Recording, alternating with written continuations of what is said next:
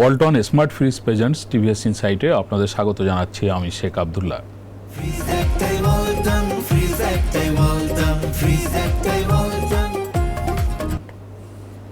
প্রিয় দর্শক, আমরা আজ কথা বলবো দেশের শীর্ষস্থানীয় চিনি পরিশোধনকারী company Abdul Monem sugar refinery company নিয়ে।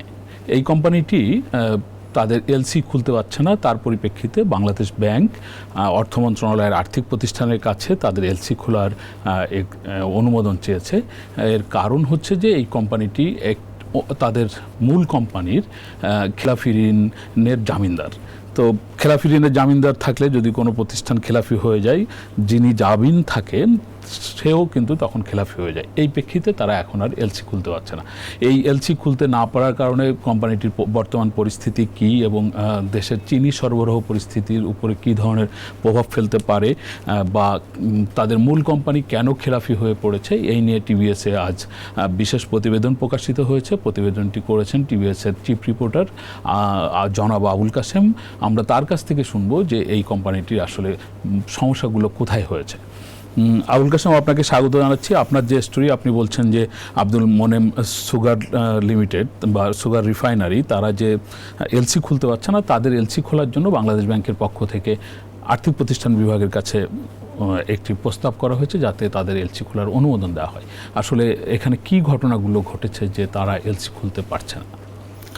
ধন্যবাদ আপনাকে। আপনি যেটা বলছেন যে আব্দুল মোনেম লিমিটেড যে শিল্প গ্রুপ, এটা কিন্তু বাংলাদেশে অন্যতম বৃহৎ একটি শিল্প গ্রুপ এবং মোনেম সাহেব 1956 সালে এই শিল্প গ্রুপটা শুরু করেছিলেন। তিনি একজন প্রকৌশলী ছিলেন এবং তিনি সরকারি চাকরি করতেন, ইঞ্জিনিয়ার। পরে ওই চাকরি বাদ দিয়ে তিনি আব্দুল মোনেম লিমিটেড নামে প্রথম যে কোম্পানিটি করেন, সেটা হচ্ছে বাংলাদেশে কনস্ট্রাকশন বা অবকাঠামো নির্মাণের সবচেয়ে বড় কোম্পানি এবং আমাদের দেশের অনেক বৃহৎ অবকাঠামো কিন্তু তারা নির্মাণ করছে। আমি যদি কয়েকটা বলি যে এই যে পদ্মা সেতু সংযোগ সড়ক যেটা মাওয়া এক্সপ্রেস রোড করেছে, তারা কুড়িল ফ্লাইওভার করেছে, তারা সিলেট ওসমানী যে আন্তর্জাতিক বিমানবন্দর সেটা তারা করেছে এবং অনেক বড় বড় ব্রিজ রাস্তাঘাট তারা নির্মাণ করেছে। এই গ্রুপটা হচ্ছে আপনার খুবই এক্সপেনশনারি একটা গ্রুপ ছিল এবং একটা কোম্পানি দিয়ে শুরু করার পরে তাদের কিন্তু এখন অনেকগুলো শিল্প প্রতিষ্ঠান। কিন্তু 2020 সালের মে মাসে আব্দুল মোনেম সাহেব মারা যান। মারা যাওয়ার পরে ওনার দুই ছেলে, একজন হচ্ছে মহিউদ্দিন মোনেম আর একজন মঈনুদ্দিন মোমেন।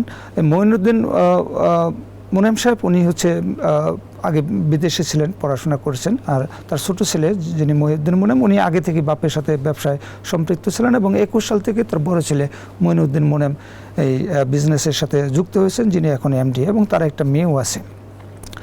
বাংলাদেশে যেটা হচ্ছে মেজর প্রবলেম, যে বড় শিল্প গ্রুপগুলি তাদের মূল প্রতিষ্ঠাতা যখন মারা যান তখন তাদের ছেলে মেয়েদের মধ্যে হচ্ছে এই ব্যবসা নিয়ে এক ধরনের ব্যবসার বাগবাটোয়ারা বন্টন নিয়ন্ত্রণ নিয়ে এক ধরনের হচ্ছে দ্বন্দ্ব দেখা যায় বিভিন্ন শিল্প গ্রুপের ক্ষেত্রে।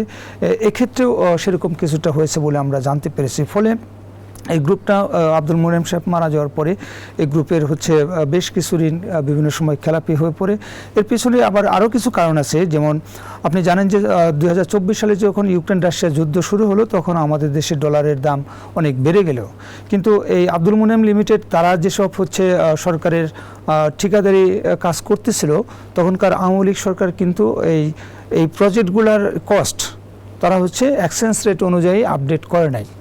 ফলে ওখানে তাদের হচ্ছে মোটামুটি বেশ লোকসান হয়েছে। তারা একটা ইকোনমিক জোন করেছে, সেখানে বিনিয়োগ করেছে, কিন্তু সেখান থেকে তাদের এখনও কোনো রিটার্ন আসে নাই ইত্যাদি প্রেক্ষাপটে আমরা দেখলাম যে 2025 সালে তারা হচ্ছে প্রায় 700 কোটি টাকার মতন খেলাপি বিভিন্ন ব্যাংক এবং আর্থিক প্রতিষ্ঠান মিলে 31টা প্রতিষ্ঠানের কাছে 800 কোটি টাকার মতন খেলাপি ছিল এবং এর মধ্যে অগ্রণী ব্যাংকেই তারা হচ্ছে 455 কোটি টাকা খেলাপি। এই অগ্রণী ব্যাংকের যে লোনটা 455 কোটি টাকা, এটা হচ্ছে আব্দুল মোনেম লিমিটেডের নামে এই লোনটা ছিল এবং সেখানে এই আব্দুল মোনেম সুগার রিফাইনারি হচ্ছে তারা কর্পোরেট গ্যারান্টার ছিল এবং এই লোনটা খেলাপি হয়ে আছে। এখন যেটা বিষয় যে 2025 সালে কিন্তু আব্দুল মোনেম লিমিটেড তারা তাদের এই খেলাপি ঋণ বাংলাদেশ ব্যাংক যে বিশেষ সুযোগ দিয়েছিল 1% ডাউন পেমেন্টে রিশিডিউল করার, ওই সময় তারা আবেদন করেছিল, কিন্তু অগ্রণী ব্যাংক তাদের লোনটা রিশিডিউল করেনি।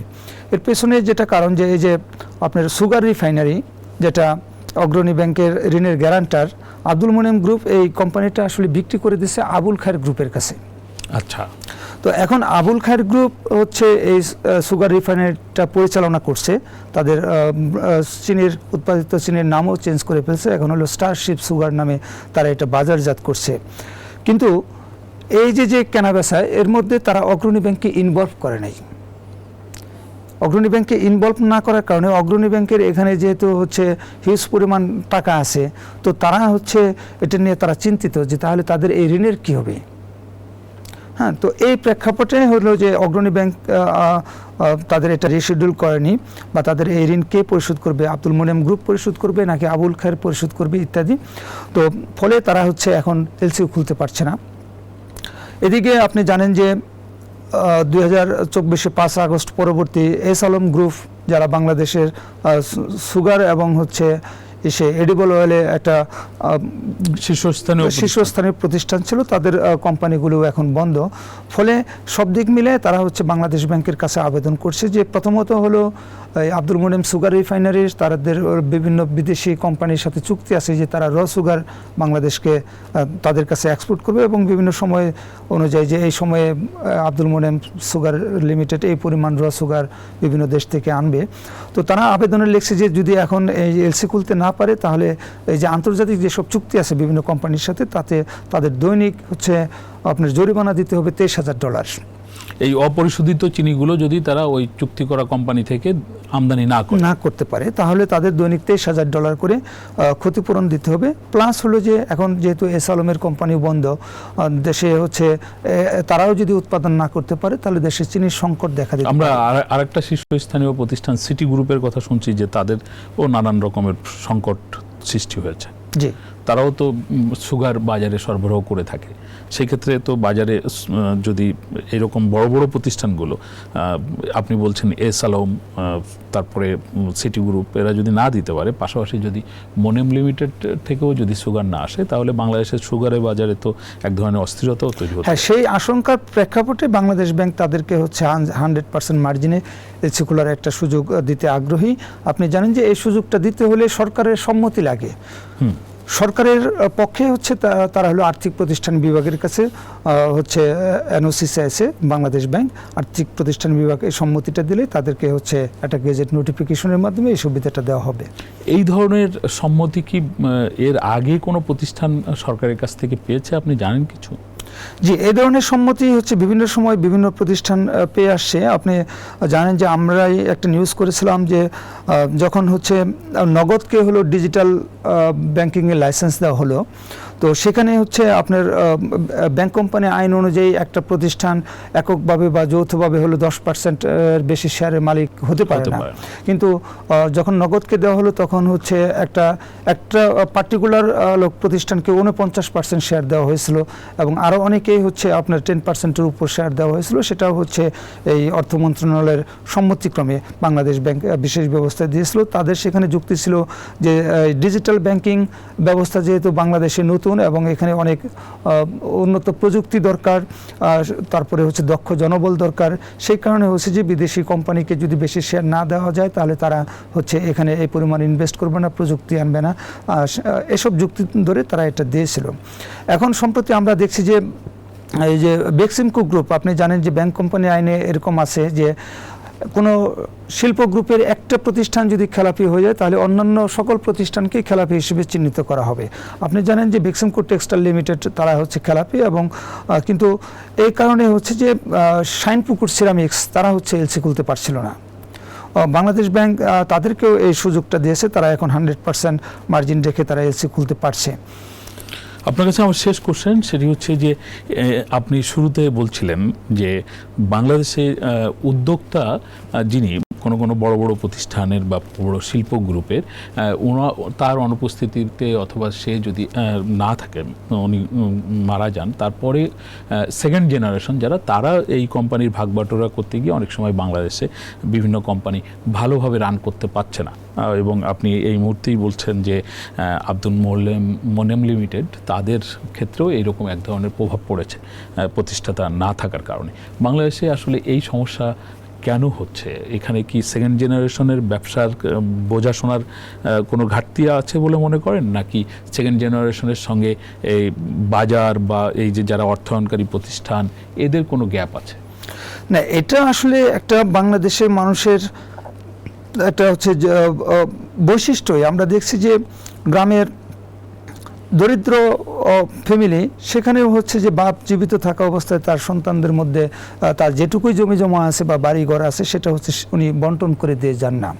উনি মনে করেন যে আমি যতদিন আছি আমি হচ্ছে থাকবো, এরপরে আমি মারা যাওয়ার পরে আমার ওয়ারিশ তারা হলো আইন অনুযায়ী পাবে। কিন্তু এই আইন অনুযায়ী পেতে যে হচ্ছে ওয়ারিশদের মধ্যে যে একটা দ্বন্দ্ব তৈরি হয়, এটা হলো যে আমরা কেউ সহজে আসলে বুঝতে চাই না। যেমন আপনি দেখেন যে একটা বাপ যদি মারা যায়, যে তার বাড়ির পাশে একটা তার হলো রাস্তার পাশে একটা বাড়ি রেখে উনি মারা গেলেন, একটা চিকন লম্বা বাড়ি, তার 2 ছেলে, প্রত্যেক ছেলে কিন্তু ওটা যখন ভাগ করবে সে রাস্তার পাশে থাকতে চাবে, কারণ রাস্তার পাশে ফরওয়ার্ড দাম বেশি আর পিছন সাইডে দাম কম, আবার পিছন সাইডে যে থাকবে তার বের হওয়ার মতো রাস্তা থাকবে কিনা ইত্যাদি বিষয়। ফলে এটা হচ্ছে আপনার বড় বড় শিল্পপতিদের মধ্যেও আমরা এটা দেখছি, বা যখন এই শিল্পপতিরা জীবিত থাকেন তখন তার ছেলেরাও হয়তো ধরেন যে তারা কেউ ব্যবসার সাথে সম্পৃক্ত থাকে, কেউ বিদেশে পড়াশোনার অবস্থায় থাকে, তারা হয়তো ধরেন যে তাদের যার যে ব্যক্তিগত প্রয়োজন মেটানোর জন্য যে টাকা নেওয়া সেটা হয়তো তারা নিচ্ছে, তারাও অত বেশি ইনভলভ হয় না। কিন্তু যখন হচ্ছে বাপ মারা যায় তখন হচ্ছে প্রত্যেকেই চিন্তা করে যে কোম্পানিটা লাভজনক, যেটার অবস্থা ভালো, সে ওইটার ভাগ নিবে, এরকম একটা দ্বন্দ্ব কিন্তু আমরা দেখছি। এটা শুধু আব্দুল মোনেম গ্রুপ না, আপনি যদি দেখেন যে নাসির গ্রুপ অফ কোম্পানিজ, যে নাসির গ্লাস, উনি মারা যাওয়ার পরে ওনার হচ্ছে সন্তানদের মধ্যে এরকম একটা বিভক্তি তৈরি হয়েছে আমরা শুনেছি। তারপরে হচ্ছে সিটি গ্রুপেও সম্ভবত এই ধরনের একটা জটিলতা আছে। তো বিভিন্ন বড় শিল্প গ্রুপে এটা দেখছি। এটা হচ্ছে যে যদি জীবিত থাকা অবস্থায় মূল মালিক তিনি যদি তার সন্তানদের মধ্যে বন্টন করে দিয়ে যান, সেটা কিন্তু হচ্ছে এই বিশৃঙ্খলা দূর করতে হচ্ছে সহায়ক হয়। অথবা হয় হচ্ছে আপনার বন্টন করে দিতে হবে, অথবা হচ্ছে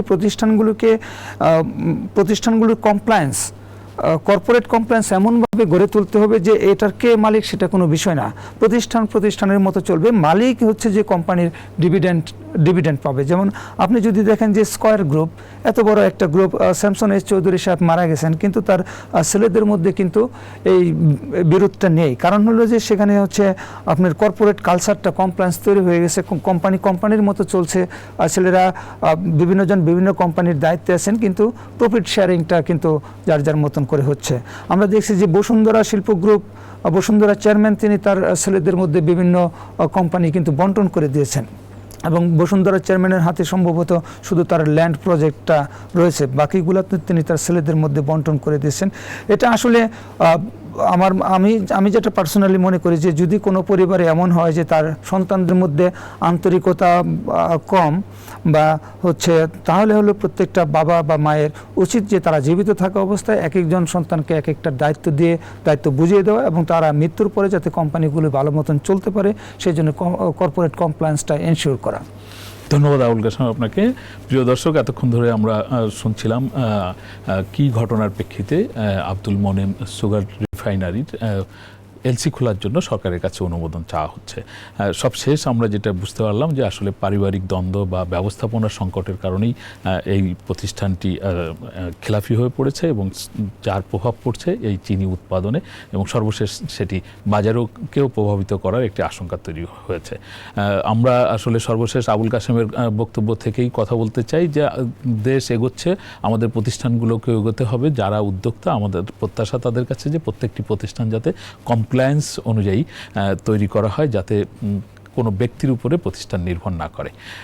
প্রিয় দর্শক, আমাদের আলোচনা আপনাদের ভালো লাগলে আপনারা শেয়ার করবেন, লাইক করবেন, আমাদের সঙ্গে থাকবেন। সকলকে ধন্যবাদ।